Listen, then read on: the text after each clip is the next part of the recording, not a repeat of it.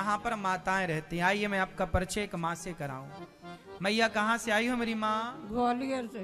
ग्वालियर से। कौन कौन है मैया आपके घर में? 2 बेटे हैं, 2 बहू हैं। तो 2 बेटे हैं, फिर भी आपको यहाँ आना पड़ा क्यों? वो मतलब नहीं रखते मेरे से। तो सेवा नहीं करते क्या? नहीं। तो कभी बेटों ने बोला नहीं कि माँ आओ हम सेवा करेंगे आपकी? नहीं, छोटे के साथ रहती थी, वो खत्म हो गया। बाद में उनके पापा हो गए, फिर बड़ा ले गया पास में। उनका व्यवहार सही नहीं था मेरे साथ में।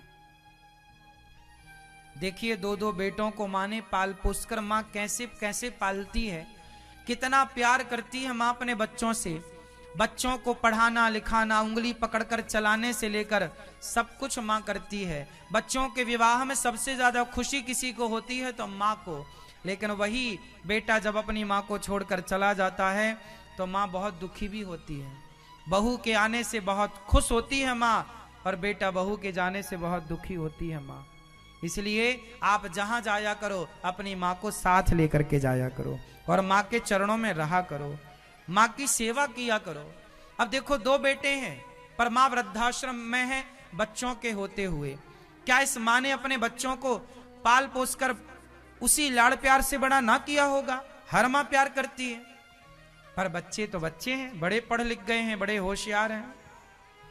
तो मैया जो बेटा है वो उसकी बहू आपके पोता पोती क्या वो सेवा नहीं करते? बहू कहती है बहुत सहन कर लिया, अब सहन नहीं करूंगी। बहू कहती है क्या सहन कर लिया? अरे बहुत झेल लिया, अब नहीं झेलूंगी इनको। अच्छा, आपको कहती है तुम्हें बहुत झेल लिया? देखो जरा, बहू सास को कहती है तुम्हें बहुत झेल लिया। सारा दिन नौकरानी जैसे काम करती रहती। कौन काम करता नौकरानी की तरह? क्या करती रहती। आप मत रोइए मेरी माँ, अब आपका ये बेटा है ना, ये दास अनिरुद्ध, कभी दवाई दारू भी नहीं कराते थे मेरा। कभी दवाई नहीं कराते थे बच्चे, नौकरानी की तरह सिर्फ काम कराते थे।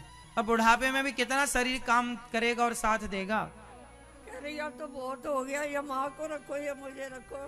मैं आ गई फिर इधर। बेटे से बोल दिया पत्नी ने, पति से बोल दिया माँ के बेटे से कि या अपनी माँ को रखो या अपने या मुझे रखो। आजकल के पुरुष भी नारी लंपट हैं, स्त्री लंपट, यौनी लंपट, तो वो अपनी माँ को निकाल देते हैं, पत्नी के तलवे चाटते रहते हैं।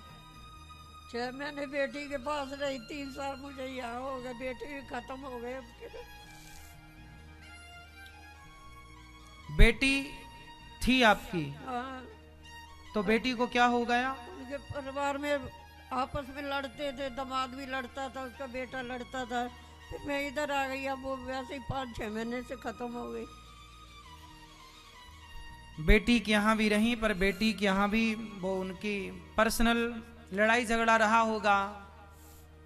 लोग ये नहीं चाहते ना कि तुम्हारी माँ घर में आके रहे। बेटियों के लिए तो समस्या ये है।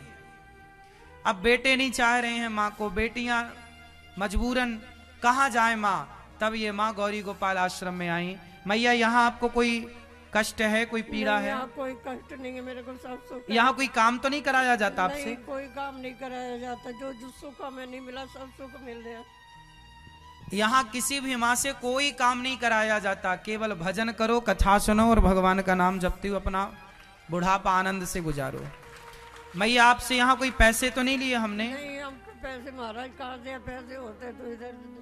गौरी गोपाल आश्रम में जो 275 माएँ रह रही हैं वर्तमान में, किसी भी माँ से 1 रुपए शुल्क नहीं लिया जाता। जो आप भक्तजन सहयोग करते हैं, आपके सहयोग के बल पर ही इन वृद्ध माँओं की सेवा होती है और इन बेसहारा माँओं को सहारा मिलता है। अब बताइए ये बेसहारा जरूरतमंद माताएं हैं या नहीं? इन माँओं का सहारा यदि हम बन पाए तो इसमें क्या घट जाएगा हमारा? हम किसी के काम आ जाएं, यही जीवन की सार्थकता है। पैसा है साहब तो उस धन को धर्म से जोड़िएगा, किसी की सेवा में लगाइएगा।